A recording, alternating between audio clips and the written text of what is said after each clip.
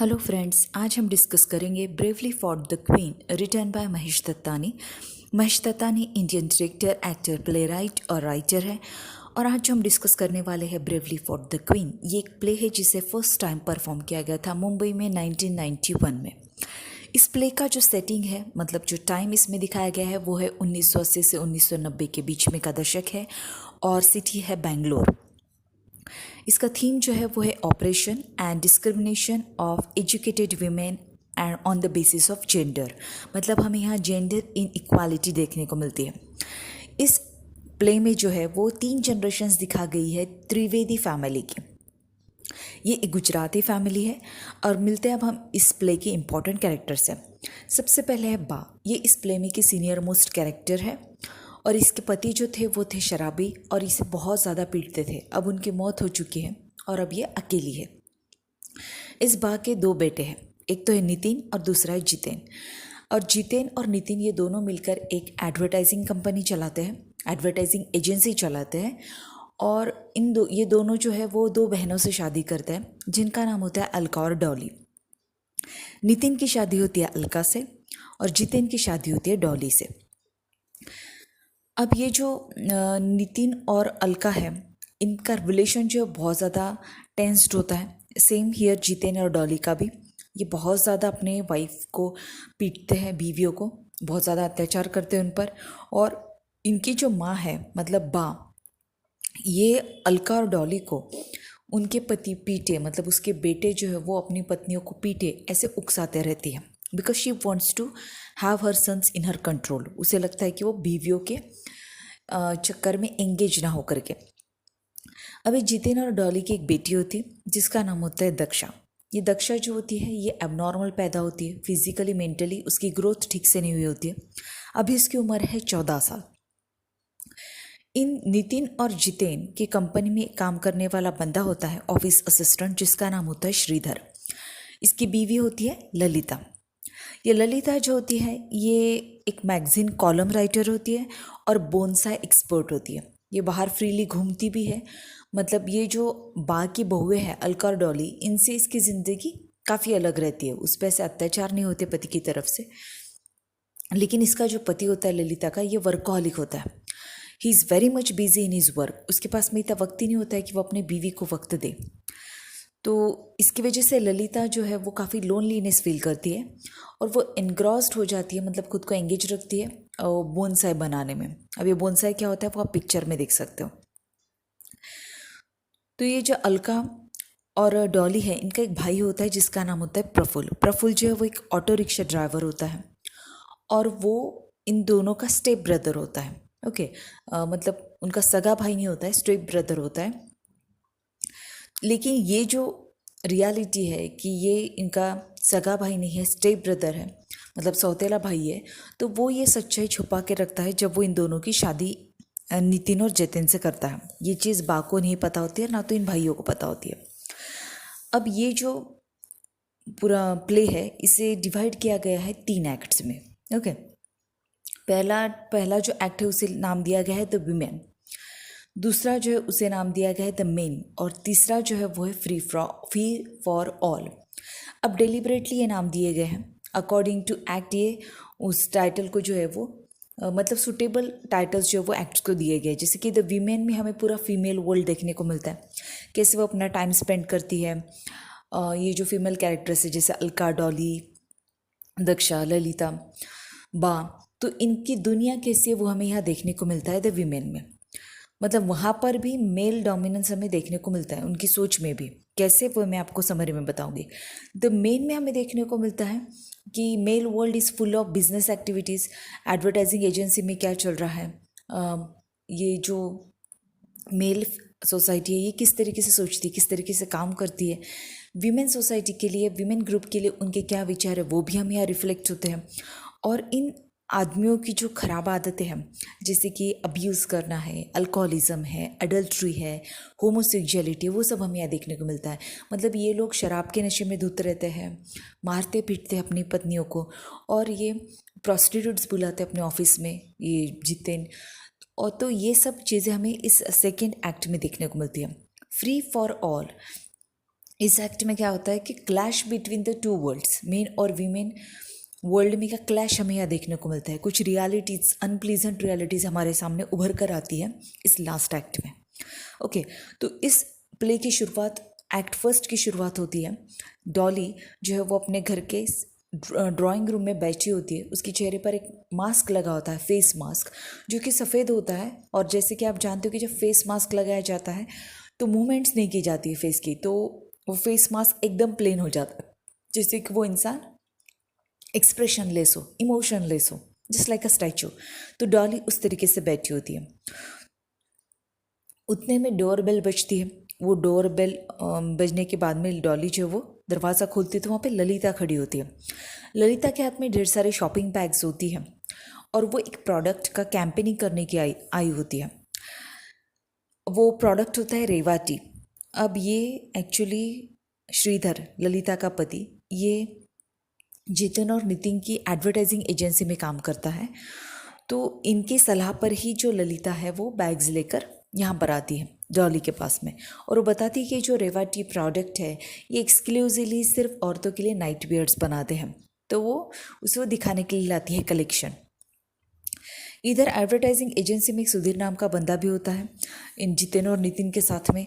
तो जब इस नाइट वियर्स प्रोडक्ट का, रेवा टी का, जब कैंपेनिंग करना होता है कि कैसे इस प्रोडक्ट को लॉन्च किया जाए, क्या सोच रख के ये दोनों लॉन्च करते उस प्रोडक्ट को, वो सोच में भी हमें पता चलता है कि मेल डोमिनेंस कितना स्ट्रांग है। सुधीर का कहना होता है कि मतलब सुधीर और ये जो जितेन और नितिन जब डिस्कस कर रहे थे कि इस प्रोडक्ट को कैसा लॉन्च किया जाए, तो उस टाइम पर भी वो ये डिसाइड करते हैं कि हमें इस प्रोडक्ट को ऐसा लॉन्च करना है कि हमें ये सोचना है कि इसको मेल लोग, मतलब आदमी लोग, क्योंकि जो सारी शॉपिंग है वो भी तो आदमी करते, वही डिसाइड करते कि क्या खरीदना है क्या नहीं खरीदना है अपने औरतों के लिए। तो वो कैसे सोचते हो, उनकी मेंटालिटी क्या है, उसके हिसाब से हम प्रोडक्ट को लॉन्च करेंगे। मतलब औरतों को शॉपिंग का या उन्हें क्या पहनना है इसका भी फ्रीडम यहाँ पे नहीं है, वहाँ पे भी उनको इम्पोर्टेंस नहीं दिया गया है। तो अब ये जो दोनों बहनें होती हैं, अलका और डॉली, इनके बीच में भी हमें ये देखने को मिलता है कि रिलेशन स्मूथ नहीं होता है। वो भी एक दूसरे को अक्सर ब्लेम कर रही होती है। अलका जो होती है वो चाइल्डलेस होती है, उसका कोई बच्चा नहीं होता है, और उसकी वजह ये होती है कि उसका जो पति होता है नितिन, वो होमोसेक्सुअल होता है। मतलब अलका और नितिन के बीच में सेक्सुअल रिलेशनशिप ही नहीं रहता है। तो अलका जो है वो सेक्सुअली कभी सेटिस्फाई नहीं हो पाती है। और अलका का जो भाई होता है प्रफुल्ल, वो भी होमोसेक्सुअल होता है। वो जानबूझकर अपने बहनों की शादी इस घर में कराता है, अलका की शादी नितिन से करवाता है, ताकि उसका जो होमोसेक्सुअल रिलेशनशिप है वो बिना किसी ऑब्स्ट्रक्शन के, बिना किसी रुकावट के आराम से स्मूथली चलता रहे। इसके वजह से प्रफुल्ल और नितिन जो है वो अलका को बहुत ज़्यादा टॉर्चर करते हैं।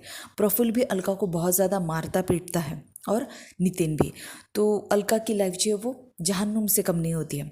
इसलिए अलका अपने दुख को कम करने के लिए जो है वो वाइन का सहारा लेती है। मोस्ट ऑफ द टाइम वो नशे में डूबी रहती है। ये अब ये बेड रिडन है, बीमार है, तो ये घर पे ही रहती है। तो ये क्या करती है, एक बेल बजाती है, अगर उसे कोई भी ज़रूरत हो तो बेल बजा कर बुलाती है। तो उसका जिस तरीके से बार बार बेल बजाती है, ऐसा लगता है कि she is trying to control her daughter in laws, और वो बताने में एक तरीके का डोमिनेंस होता है। ये बात जो होती है, इसके अतीत में जो कुछ भी हुआ होता है इसके पति की वजह से, उसे जो कुछ भी टॉर्चर हुआ होता है, उन सब का रिफ्लेक्शन हमें उसके बिहेवियर में दिखाई देता है कि कैसे वो अपने बहू को बैडली ट्रीट करवाती है अपने ही बेटों से। ओके, अब ये जो दक्षा होती है इसकी उम्र 14 साल होती है, और मैंने जैसे आपको कहा कि एबनॉर्मल बॉर्न होती है, तो ये स्पेशल स्कूल में जो वो एजुकेशन ले रही होती है दक्षा। अब ये जो दक्षा है इसके एबनॉर्मल होने के पीछे भी ये वजह होती है कि बा एक दिन बहुत ज़्यादा उकसा देती है जितेन को डॉली को पीटने के लिए। डॉली उस टाइम पर प्रेग्नेंट रहती है, तो जितेन जो है वो बा के उकसाने में आके उसको मारना पीटना शुरू कर देता है, और उसे गहरी चोट लगती है, जिसकी वजह से दक्षा जो है वो एबनॉर्मल पैदा होती है।